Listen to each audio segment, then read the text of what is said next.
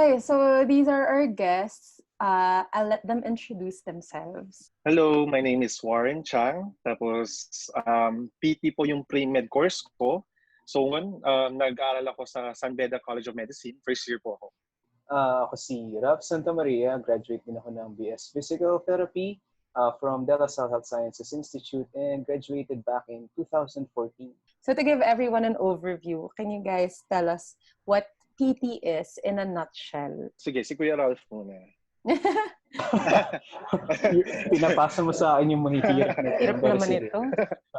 Physical therapy basically is one of the allied health subjects or allied health sciences under rehabilitation medicine. So we are giving back the skills, the power to those who were, ang pangit kasi ng term na disabled, who are having impairments based from their conditions. In particular, yung mga stroke patients, yung mga neurologic patients, karamihan stroke, spinal cord injuries, kahit yung mga orthopedic injuries, yung mga nababalian, we restore their strength and their function. Yun lang yung parang pinaka-basic. Pero actually, maraming tracks talaga ang PT. It's almost like medicine. Meron orthopedic rehab, meron pediatric rehab, meron neurologic rehab. Marami siyang branches. So, later na lang yun. So, take me back dun sa time na nag-decide kayo mag-PT as a pre-med. Bakit? Bakit yun yung course na napili niyo? Sino yung nag-influence sa inyo? Ganyan. I was choosing between nursing and physical therapy. And at the time, naisip ko medyo marami na tayong nurses. And if ever na backup line, hindi ako makapagtapos ng med school for any unforeseen reasons, I think being a physical therapist is something that is for me. Well, actually, yung first choice ko is medtech. Nung pumasok ako sa FUNRMF, yung mag-enroll na ako, sabi ng mom ko, why not PT? Okay. So sabi ko, gusto ko kasi mag-medicine. It would take another extra year pa kung mag-PT pa ako. So, nag-away kami sa harap ng dean's office. Nakakatawa talaga, promise. Okay. Sabi ng dean ng medtech, just make up your mind na. So, anong nangyari, browse ko yung curriculum ng PT. Kung nakita ko, may mga na nakaka-excite talaga kasi may medicine and surgery, meron pharmacology. So, nakita ko naman, it's more on anatomy din. So, sige, why not try? That's why I pursue PT. So, since Warren talked about the curriculum, binasa daw niya. Ang galing. So, ngayon, tingnan natin yung official parang curriculum ba na inaaral talaga sa PT. At alam ko 5 years yung PT, di ba? Di ba? 5 years. Yes. Pero ngayon, alam ko, because of senior high school, nagbago na yung curriculum with CHED. So, nagiging 4 years na siya. Oh, may benefit naman pala guys yung pagka K-12 nyo. So, palagi nila pinoproblema yun eh. So, sige. Pero, can you give us an overview kung ano yung kahit pinaka-interesting dito para sa inyo and kung ano yung natutunan niya doon when you were in college? For me, pinaka-interesting talaga is yung therapeutic exercises niya because you get to formulate your own treatment plan for your patient to improve. And yun nga, it has to be smart, it has to be precise for your patient to improve. So, dun kasi para makita mo yung creativity mo to help the patient din, yung therapeutic exercises. Okay, just to put it out there, nakikita nyo merong pharmacology in PT. Hindi ko sasabihin favorite ko siya, pero just prepare yourselves dahil makakatikim na kayo ng pharma as early as pre-med. Anyway, kung ako lang ang tatanungin, actually I would also go for therapeutic exercises as my favorite subject. But since na-discuss na ni Sir Warren, I'll go to my second favorite subject, which is actually PT Eval. Doon kasi before you get to formulate your management, maganda kasi sa therapeutic exercises kung anong nakita mo sa patients mo, ikaw yung magde-decide, ikaw yung magte-tailor fit kung ano intervention. And before you get to do that, you need to evaluate, you need to learn the skills. And actually, itong subject na to, yung PT Eval, very useful siya pagdating sa orthopedics module in medicine dahil yung mga special tests, musculoskeletal tests, actually even neurologic tests, Yes. and examination, sobrang magiging Galing. comfortable ka at the very least. So basically, yung mga PT, nagda-diagnose na din kayo. Tapos kayo na rin yung nagda-decide kung paano nyo i-manage. So, makakatikim na as early as pre-med. Pre-med. So, yun yung inaaral sa PT. Now, let's just briefly go over yung parang checklist chemical. So, first of all, will PT help its students get accepted into med school? So, ano ba yung criteria natin doon? GPA-wise, NMAT-wise, kung credentials, tsaka yung timeline ba? So, start tayo doon sa timeline. Kunyari, 5th year nyo, parang intern na yun, di ba? Yes. So, doon ba kayo nag-NMAT or even before that? I remember taking my NMAT at 4th year. 4th year, second sem. 4th year, medyo maaga. Nag-gap year kasi ako. Nag-work muna ako sa physical therapist bago ako nag-NMAT. Okay. So, pero yung mostly, yung ibang tao, habang before internship, nag-NMAT na sila. Yes, before internship. Nice. Okay. Tapos, di ba may boards pa? Gaano katagal yung review for boards usually? Usually around 4 months. 4 months. 4 months, yes. 3 to 4 months. Yun din kasing ginagawa ng iba. Parang nag-gap year sila, nagbo-boards. Tapos, relax, tapos med school. Ito, GPA-wise, kasi one of the requirements talaga is maganda daw yung GPA mo for med school. Yeah, So, med naalala school. niyo ba yung class valedictorian niyo? Naalala niyo ba kung like laude siya or summa cum laude? Magna cum laude. Magna. Ibig sabihin, yung pinaka top nyo, magna. Kasi for me, yun yung gauge ko. Kung gaano kahirap yung course, parang, oh my gosh, hindi talaga kaya mag-summa. Gets nyo? Actually, mahirap nga po diba? talaga mag-aim ng high score. Feeling ko hindi yan alam ng mga high school students na may mga courses talaga na sobrang taas ng standards. Kasi hindi lang objective yung exams nyo, hindi lang yung multiple choice. Pati yung clinical performance nyo na hindi naman nag-grade, subjective, di ba? So, meron ba kayong ganun? Meron kayong courses na subjectively graded? Meron naman po. Meron na subjectively graded. Okay. So for example, kung familiar kayo with OSCE, yun yung kailangan namin i-take at ipasa. At the same time, kailangan din namin ipasa yung theoretical or yung subjective part. So, major, ba yun? Yung internship nyo ba, sobrang nakaka-affect sa final GPA nyo? Siguro yung 3rd year and 4th year subjects, mas nakaka-apekto. Kayo, in your opinion, would you recommend your course to someone who is determined to have a high GPA for med school purposes? Kung GPA ang pag-uusapan, it's when we talk about physical therapy, the course itself, hindi lang theoretical knowledge, you also need to have the skills. So, it's hindi lang talaga siya magbabasa ka lang. You need to practice what you're learning. And when it comes to the subjective grading, they try not to be subjective kasi nga, di ba, may practical. They try to be objective by having checklists and stuff like that. So, kung kaya mong balansehin yung both theoretical knowledge and skills, then you would get your high GPA. Pero if you're more of a bookworm, mahilig ka talaga sa books, sa reading, and hindi ka mahilig mag-interact, you might find it difficult. Yan, exactly. Yun pala, yung magandang point na more of practical din kasi yung nyo, diba? Field nyo. So, iba siya sa mga puro book-based, puro memorize gets. So, yun. Okay, so that's good to know. And how about NMAT? Would you recommend your course to someone who is determined to have a high NMAT score? Nung kayo ba ay mag-time nyo na para mag-NMAT, how did you feel? Did you feel relatively confident naman or parang nag-worry kayo na need nyo talaga ng review class? Ganon. Bago ako kumuha ng NMAT, kinakabahan din ako. Syempre, hindi ko alam kung ano yung laman. At nagka-idea lang ako nung binigyan nung reviewer, di ba kapag mag-take ka ng NMAT, pag-provide sila ng sample reviewer. Tapos nung tinignan ko, naisip ko, sana biology na lang ang kinuha ko ng pre-med. Kasi same thought.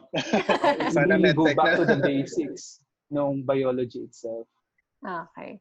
So, kayo guys, how did you prepare for NMAT then? Kumuha ko ng reviewers sa mga kaklase ko. And then, I followed your video. I watched your video. Oh my So, God. yun yung ginamit kong tips para makakuha ng satisfying score. Okay. For my preparation, hindi ako masyado nakapag-prepare. Binasa ko lang talaga yung sample na binadala nila. So, I would not advise to do that if you would aim for a high-end. So, what about yung mga extracurricular activities na pwedeng gawin as a PT student to make you stand out more during med school application? Anything na relevant sa med school? Nag-student council naman ako. And then, I ran for yung National Student Council. So, ang hawak namin yung mga schools ng PT ng buong Pilipinas. Not all, yung mga member school lang. May medical mission. Almost the same lang din sa medicine naman. Yung mga ganun. Leadership position, sobrang... When it comes to extracurricular, nabanggit nga ni Sir Warren yung about medical missions and stuff like that. Being an allied health subject, meron kang exposure sa ganun kahit yung simpleng makakasama ka lang ng mga doctors na magva-vital signs ka kasama. Magva-vital signs ka ng mga maraming patients. You would get to give advice to those patients. And actually, yung kung talagang masipag ka, if you would like to go into research, you're already in a field of medicine itself. And kung maka-yield ka ng something that would get published, bonus. Actually, true yan. Kasi during the med school interviews, tatanungin kung meron kayong experience with patients. Tas for sure, madami kayong masasabi. Diba? Kasi marami talaga kayo exposure. So, that's a big plus. Okay. So, for example, natanggap na sa med school yung student. Now, let's talk about how helpful PT is kapag ikaw ay nasa med school na. Anatomy, of course. Physiology. May pharma na rin kayo. Ang wala kayo, ito, histo, pathology. Nag-pathology ba kayo? Yes, meron Basically, din kaming pathology. Kasi may sakit-sakit na rin. And micropara. Nag-micropara na kayo? Wala kaming micropara. Surprise! Scientific names! Okay. Tapos, yung mga genetics, immuno, yung mga ganon. Ano rin yun? Embryology, meron naman. Oh my God, nag-embryo na rin kayo. Okay, sige. Yung book nyo pala, yung anatomy book and physiology book ng med school, meron na rin kayo ng pre-med pa lang. Same. Oh my gosh. Sobrang unfair. Joke lang. Sobrang big. Yun yung para sa akin, biggest advantage. So, gano'n yung minane yung anatomy ng med school. Nako. Sige. Para lang magkaroon ng overview yung mga aspiring doctors na manonood sa video. Anatomy in medicine is not just gross anatomy. Meron pa rin histology, embryology, and ano nga pa nga ba yung isa? Kalimutan ko yung isa. Pati I am sorry, other anatomy subject. Pero pagdating sa gross anatomy, very comfortable. Parang magre-review ka na lang. Very. Pero yung pagdating din sa histology and embryology, magsisikap ka ulit. Okay, that's fair. Actually, doon ako umiyak. Histology, doon ako nahihirapan. Okay. Oo nga. So, wala kayong hindi kayo nagma-microscope dati sa PT? Hindi masyado. Hindi kami masyado nagma-microscope. Pero in terms like physiology din, medyo mahirap din because medyo sinasama na din ng biochemistry kasi. You have to, parang interjoin sila yung physiology and yung biochemistry. So, medyo mahirap din siya. Pero hindi yung mahirap intindihin. Okay. So, in terms of the clinical subjects?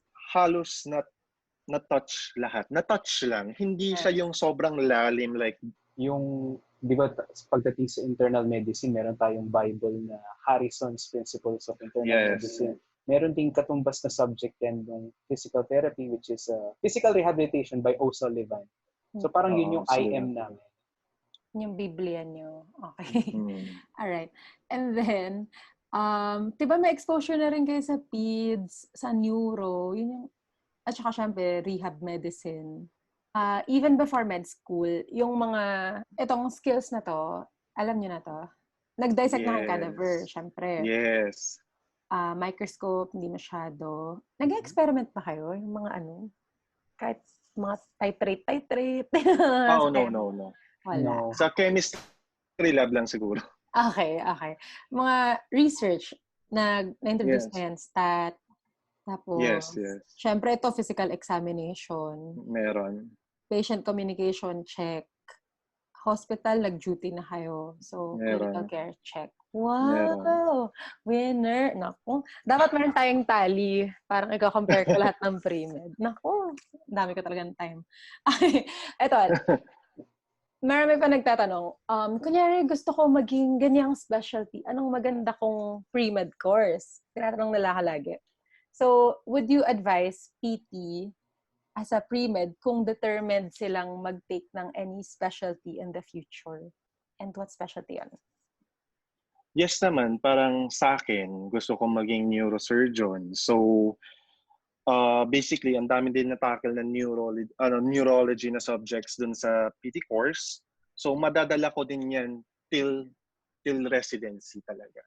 Yes, and in fact, after, kunyari, neurosurgeon ka na, di ba after mo i-care for yung patient, i-refer mo din sila sa PT. Di ba? Yes, i-refer So, din. I think that's very helpful din na alam mo kung ano pa yung magiging further care ng patient mo kasi may background ka doon.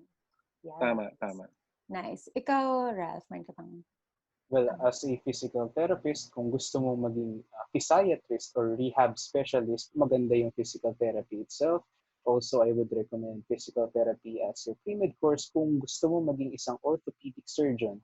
Basically, pagka natapos mo yung physical therapy, alam mo na ang lahat ng buto, muscle, tendon, lahat ng mga Tama. pwede mong galawin sa orthopedics. Nice. Oo nga. Pati nga, sports medicine doctor. Yes. Pwede rin. Ang dami. Sports medicine, rehab, ortho, surgery ba? Surgery in general. Pwede rin, di ba? Post-care surgery. Usually, post-care surgery yung hinahandle namin. Nice. Okay. Final thoughts. In your opinion, who will probably enjoy PT as a course and who should avoid it? Pagdating sa, unahin ko na yung avoid. You should avoid choosing PT as your pre-med kung nagmamadali ka maging doktor. If you're on the fast track, I would suggest going for the 3-year pre-med course. 3 As in yung years. straight program, di ba? Compared to 5 years na physical therapy, that would be very significant. May recommend ko ang physical therapy as pre-med kung na-enjoy mo ang maging physically active. You don't have to be buff, you don't have to be that fit, pero parang nakakabit na yun sa pagiging physical therapist mo eh. Your mind and your body are your tools. Pero siguro tanggalin na rin yung part na since bago na nga yung system ng CHED, the curriculum is new, 4 years na yung PT, why not? Go pursue it. Okay. Wow, yun lang naman yung naiisip ko ng sa pros and cons ng PT.